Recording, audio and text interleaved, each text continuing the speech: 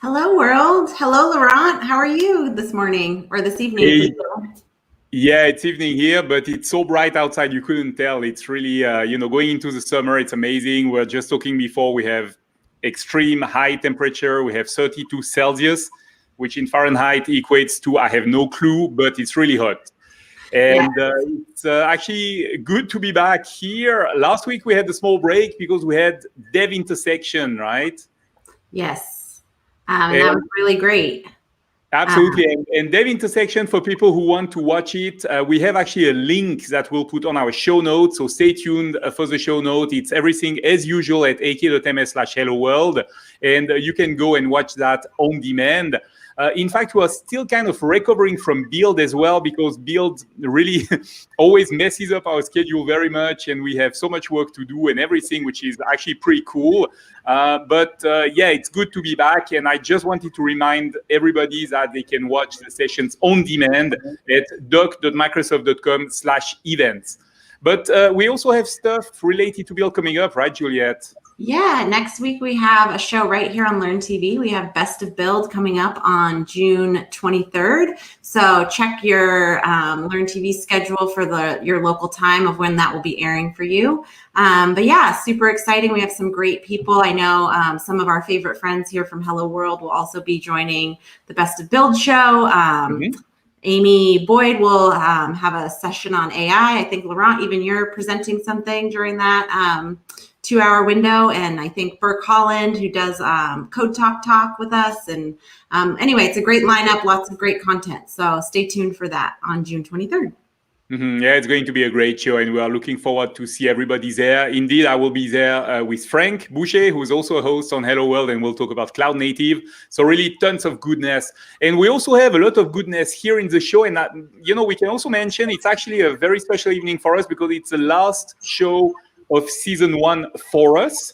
Stay tuned tomorrow, Thursday, and Friday. Okay, you still have 3 more shows to go. But for us on the Tuesday team, it's the last show, and it's a little bit emotional. But definitely, we are going to be back in July after that for more show. But what do we have on the agenda today? Today we have OSS Spotlight with Aaron Whistling. Super excited about that. He has a guest with him, Ron Evans. So really excited to see what they're going to be talking about. We have Humans of Microsoft with you, Laurent. Followed by Christina Warren, bringing us all the latest developer news. Always a favorite with This Week on Channel 9. And then Scott Hanselman with File New Project. Talking to a TikTok star, I think. So that's exciting. Everybody, I feel like that should be cool. Yeah. He always has such great guests. Yeah. This is really nice. So for the last time in this season of Hello World, we are going to welcome Aaron and his guest Ron Evans, and they're going to talk to us about TinyGo. Hello, Aaron. Hello, Ron. Welcome to the show. How are you doing today? Hello, Laurent. Very well, thank you. So today we'll be talking to Ron Evans, who, amongst many other things, is the maintainer of TinyGo. So it's wonderful to have you here with us today, Ron. Can you tell our viewers a little bit more about who you are? Sure. So my name is Ron Evans, aka Dead Program, on GitHub, Twitter, all the internets. And I am a technologist for hire at the Hybrid Group. We're a small software consultancy that creates software for hardware companies like Intel, Sphero, where we worked on the BB-8 robot, and most recently working with a great company in Sweden called Northvolt, making renewable batteries. Fantastic. Yeah. So I've known you from the Go community, from GopherCon and the South California Linux Expo, your open source projects, including GoCV, GoBot, and of course, TinyGo. Some of us on the stream here might be new to Go itself, let alone TinyGo. So what is TinyGo, and why might I need TinyGo rather than just Go? So Go is a great programming language created originally at Google and used at many places, such as Microsoft. And it's a language that's generally used for cloud computing, but the language itself is very powerful and very expressive. So TinyGo is a compiler for the Go language written in Go that lets you run Go programs places where the main Go is just too large to fit, such as embedded systems and microcontrollers and WebAssembly. Fantastic. So what are some of your favorite things to use TinyGo for? I see you have GopherBot here with us today. Yeah, so GopherBot is a robotic programmable plushie that is written entirely in TinyGo. And so it's using a microcontroller that is from a company called Adafruit that many of us know and love. We do a lot of things with Adafruit. I also have a programmable badge here. It's the first Go badge. And if we switch to the other camera real quick, we can maybe take a look at it. So this badge runs TinyGo. It's an Adafruit Go badge, and it lets you use your Go program instead of your Python programs. We also have support for lots of other microcontrollers, the BBC Microbit, the many from Arduino, and of course, the latest and greatest Raspberry Pi. So those are some of the things that I personally do, making toys, and of course, making some industrial type systems. Fantastic. Yes. So I've actually shared some links to the TinyGo project, your Twitter, your Twitch, and other samples at aka.ms/hello-oss. I wondered if you want to share the best way of getting started with TinyGo. If I'm new to embedded development or hardware hacking or something like that, what end should I be sort of picking it up from? Well, our website is a great place to start. We've revamped it entirely recently to make it both easier for newcomers to find tutorials and conceptual information, along with people who are looking to get something done to find the reference information. Also, the first book about TinyGo has just been published from Tobias Steele, one of our contributors and super fan. And we have a very active community on Slack, over 700 people. We're always on there. Tiny Gophers, we're very friendly, and we'd love to help you join us. Fantastic. I know you've been streaming as well on La Pipa TV on Twitch. I think it's been weekly now. You've been doing lots of hardware hacking and that sort of thing. I particularly enjoyed the pull request reviews and things you've been doing there. So I guess that's a good place for newcomers to start. If you could leave me with one recommendation or piece of advice, perhaps again for newcomers to this kind of thing, what would that be? Well, get some hardware. You can, even old Arduinos that you may have had sitting around in a drawer. We spend a lot of time working, creating compatibility for most of the typical boards that hackers and makers have on hand. And we also have the TinyGo Playground, which lets you simulate these things entirely in the browser. It actually compiles it to WebAssembly and then executes it in the browser. So even if you don't have any hardware, it helps you get started and kind of explore. Yeah, WebAssembly, it's another very exciting frontier for Go, through TinyGo and that sort of thing. Yeah, so for folks who are interested in this, it's aka.ms/hello-oss. We have all the links, lots of things to hack on. We'd love to hear what you've been hacking on. Feel free to reach out to us and share. Find Ron at Dead Program on Twitter. And thank you very much for being on the show, Ron. It's great to have you here. Hey, thanks for having me. Awesome. That's really cool. I really love those tiny controllers and how small they are. I actually started my career as a programmer doing embedded controller programming, like we were calling it back then. But today, I guess we would call that a firmware probably. But anyway, this is really cool to see. What do we have next, Juliet? Up next, we have actually you, Laurent, coming up with Humans of Microsoft with a new guest, Joseba, who's also from Switzerland, just like you. So let's see what the two of you have to talk about. Hello and welcome to Humans of Microsoft. This is a segment where we talk to people just like you and me, but they have all one thing in common. They all work for Microsoft. And this week, I'm very happy to be joined by Joseba. Hello, Joseba. How are you doing? Hi, Laurent. Fine, thank you. What about you? I'm very fine. Thank you so much. Joseba, you are a sales specialist manager and you are based in Zurich, Switzerland, just like me, right? Correct. Perfect. It's so good to have you here. And let's go straight into the questions. What would you say was a pivotal moment, like a critical moment in your career?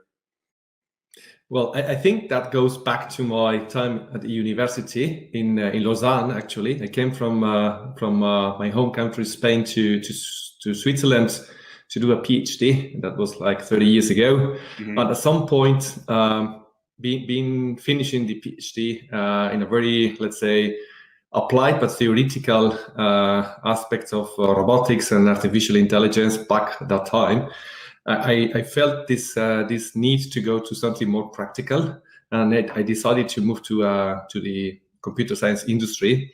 And I think that change from moving from the university to the IT industry was one of the things that made me what I am today. I think it was one of my most important decisions at that time, I would say. Yeah, that's very interesting. I went a little bit through the same because I'm actually an electrical engineer by formation, but then I changed very fast into the IT industry and computer programming. And I'm also happy to hear you mention Lausanne because this is my hometown. So it's quite special for me. Nice, very nice place. Thank you. Well, thank you. I have nothing to do with that. If you could go back in time, what would you tell yourself to help you getting started? That would be probably to follow your passion. So I think that if whatever it is, if you have a passion and you find a passion and you are able to follow it, I think that usually turns out to end up in the right thing, a good thing. So my piece of advice would be follow your passion, and if you don't know your passion, just keep looking for it, because I think sometimes it's not easy, but I think everyone has a passion in one form or the other, and that's the kind of thing that we should follow in our lives. Yeah, this is so true, and we are very lucky that we can work in a field that we love, right? This is very precious, really. Yes. So one thing very important at Microsoft is quality of life and work-life balance. And I believe you had a little bit of a special experience that you want to tell us about.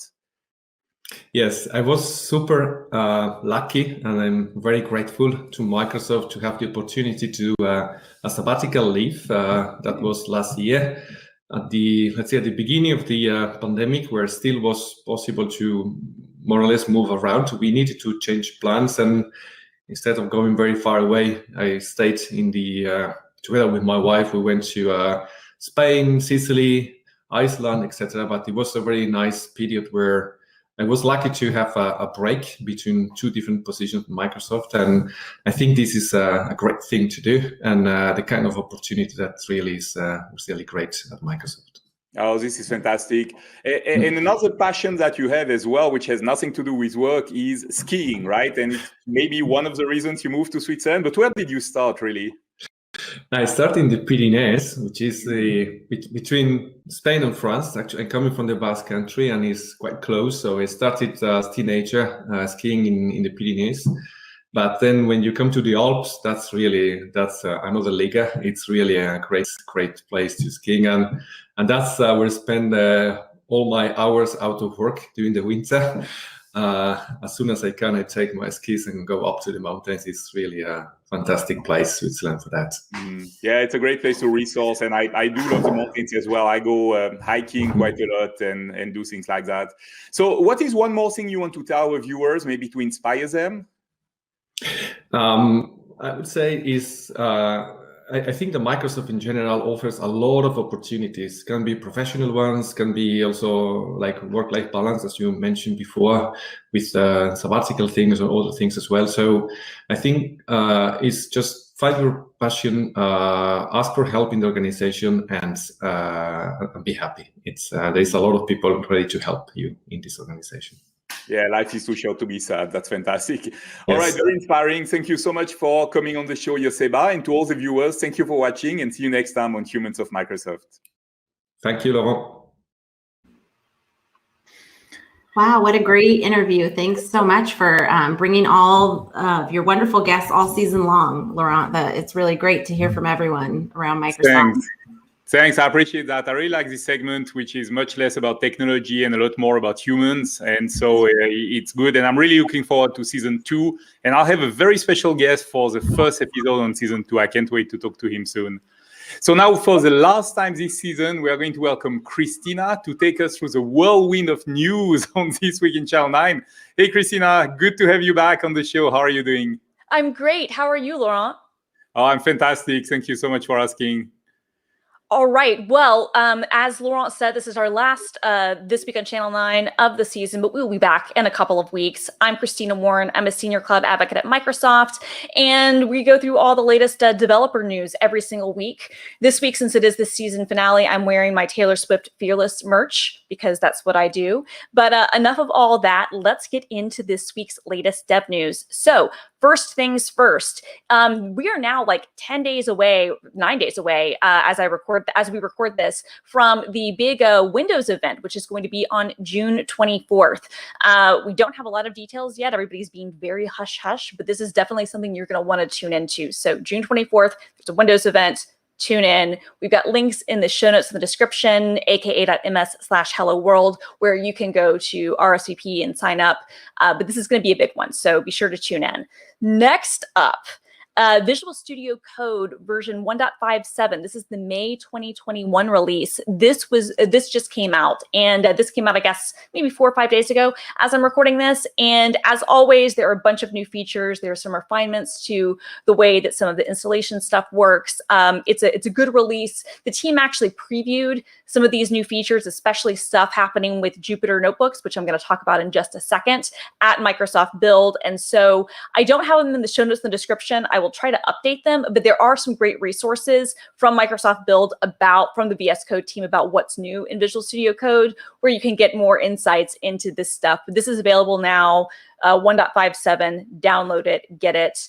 Next up, speaking of Visual Studio Code, as I said, there are some new changes with the way that Jupyter notebooks work. And there's actually now a Jupyter extension, a notebooks extension for Visual Studio Code. This is similar to the way that they have, we have Java extensions and extensions for Python, but now this is one that's just around notebooks. And it actually changes the way that native notebooks work. And so if you're someone who uses Jupyter notebooks a lot for your projects, whether you're in data science, or even if you do some stuff that might not traditionally use notebooks, you definitely want to check the extension out. And there's some really great features in it. The team is actively accepting and wanting feedback, so let them know what you want. But this is really great, and I think this is a really great experience, especially for people who are getting into notebooks for the first time, because the interface is really good. It takes all the things you love about notebooks, puts them in Visual Studio Code. It's, like Reese's, chocolate and your peanut butter and your chocolate, two great tastes that taste great together. So more information of that in the show notes in the description. Really good stuff. Next up, I wanted to give a shout out. Rich Lander put this on the Microsoft developer blog, and it's a conversation about containers. And we talk about containers a lot in development, and there are plenty of people like me and like Laurent and like a lot of other people on our team who, Aaron is one, who we love containers and we would like to containerize all the things. But there are some people who still are trying to kind of wrap their mind around it and figure out what are the benefits for me and for my workflow. And what I like about this post is it's a conversation between a bunch of different people at Microsoft kind of talking about how they use containers in development. And it's a really, really good read. So I highly recommend checking that out, especially if you're somebody who is either trying to convince other people on your team to use containers, or if you're trying to figure out how it might benefit you, because certainly they're not for everyone in every use case, but I think most people can get benefits out of them. So check that link out. Really, really good stuff. Next up, I wanted to give a shout out. The Surface Duo design team, they have updated a new version of the Surface Duo design kit. And so if you're someone who has been looking at designing things for dual screen devices, whether it's the Surface Duo or other devices, this is something you definitely want to check out, because there have been updates with what some of the latest changes in Android are, and there's some new things for around pen support. This is a kind of a good overview. I think that dual screen devices in the coming years, we're going to be seeing more and more of them. And so even though it's something that I don't personally develop for right now, it's something I'm keeping an eye on, because I think in the future years, we're going to have more and more of these types of devices and experiences. And the more ways we sort of prepare for that earlier, I think the better it is. So good job to the Surface Duo design team on that, because this is really, really good. Next up, this is an event that is actually taking place in 2 days. This is taking place on Thursday, June 17th, and this is Blazor Day. This is the future of, web development in .NET and Blazor. And so if you're somebody who's been really interested in what does .NET 5 and .NET 6, what is that going to mean for the future of web development, and how can you use things like WebAssembly and technologies like Blazor, you definitely want to tune into this event, Blazor Day. It's going to be a really good time. As I said, it is June 17th. If you can't tune in live, we will, of course, have replays as always. But this is something I think that, there's been so much happening in the .NET ecosystem around web development that if you haven't been part of it for a few years, you might be surprised about all the really cool stuff that the teams are doing. So really, really good stuff. I definitely want you to check that out.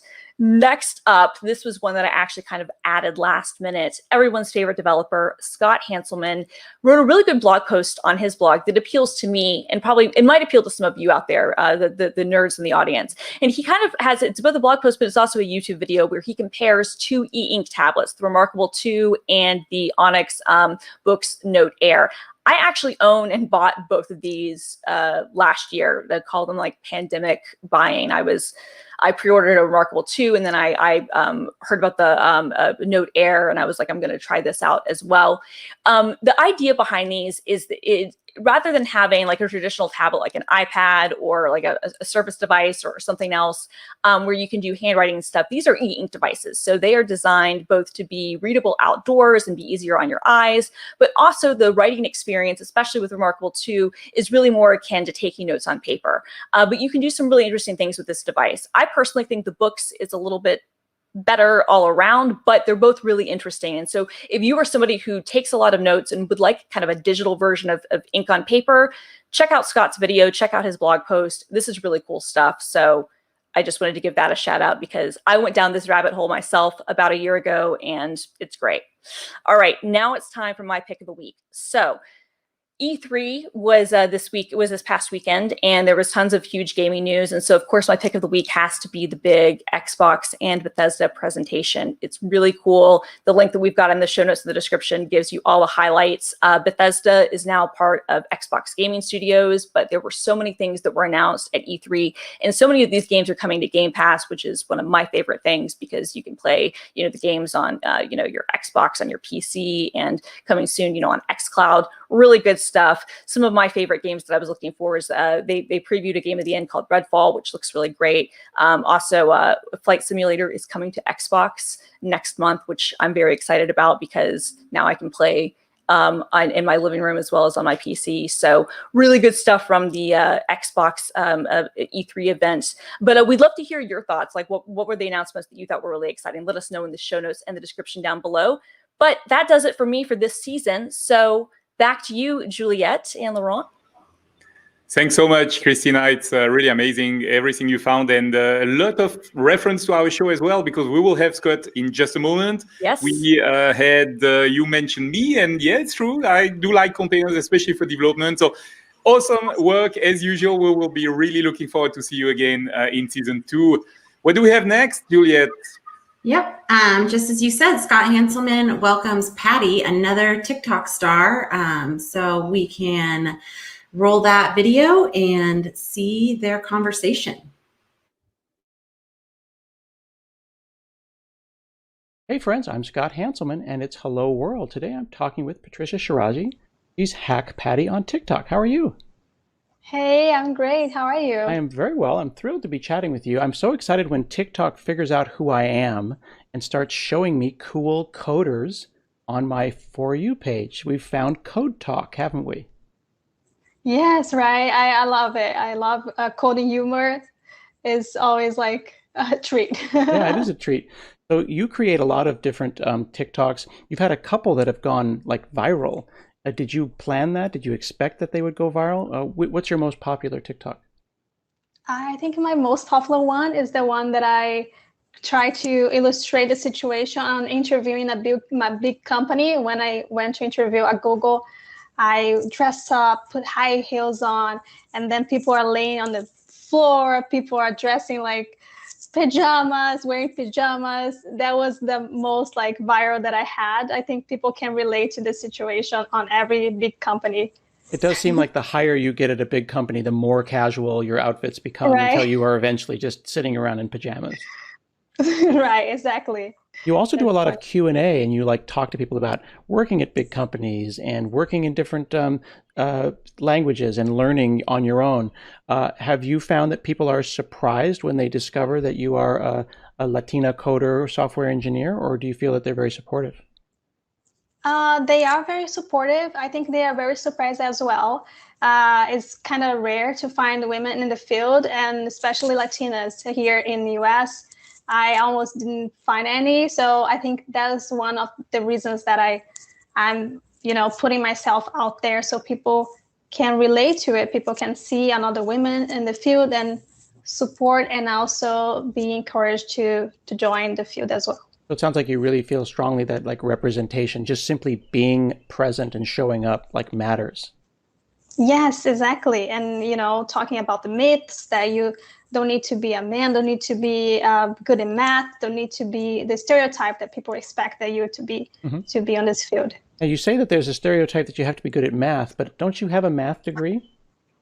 I do. I am a major in mathematics, but that was almost 10 years ago when I joined, when I started learning how to code. Imagine, I almost didn't remember anything from my college times.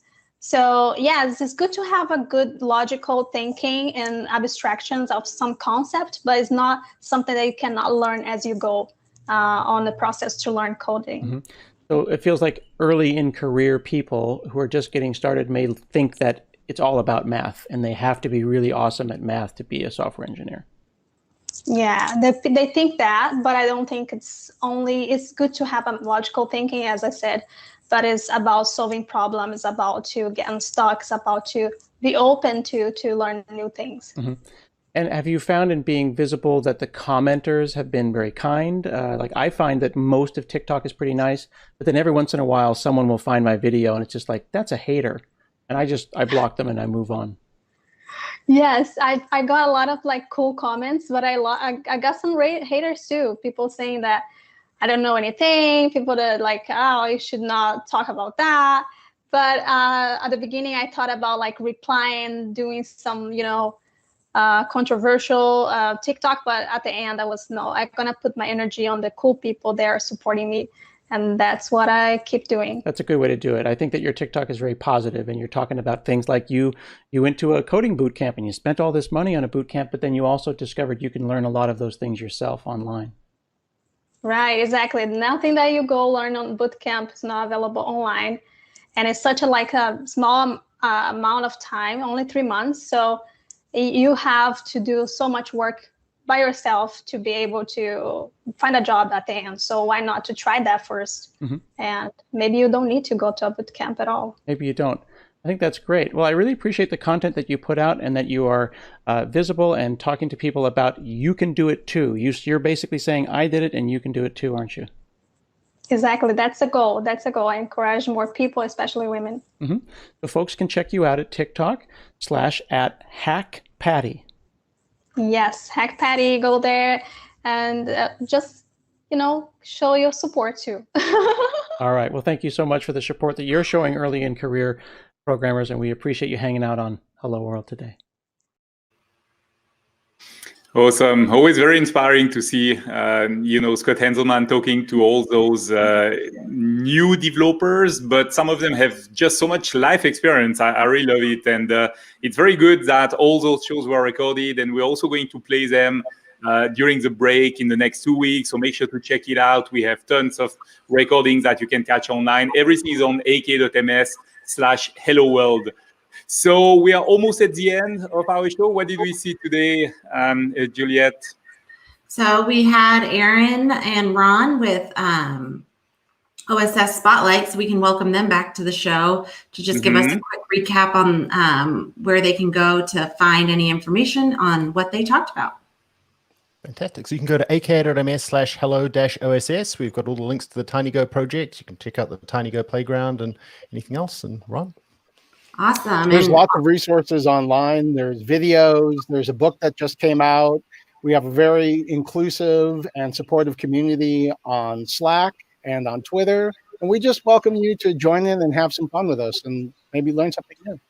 Awesome. Thank you so much. And then also we had Christina Warren with This Week on Channel 9, who brought us a ton of awesome news today. So much great, so many great things happening in the developer world. And I think, like she said earlier, you can check everything out at aka.ms/Hello World and get all of that feedback.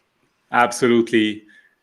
Thank you so much, everybody, for taking part of the show. It was really an awesome season. We are done now, but tomorrow we'll see Amy and Adam Jackson, one of my favorite presenters. So this is awesome. Stay tuned because on Learn TV, we are going to see Azure Percept DK product design choices. This is the next on Learn TV, so stay tuned for that. Thank you so much, everyone, for participating, and see you next time on Hello World. Bye-bye. Bye.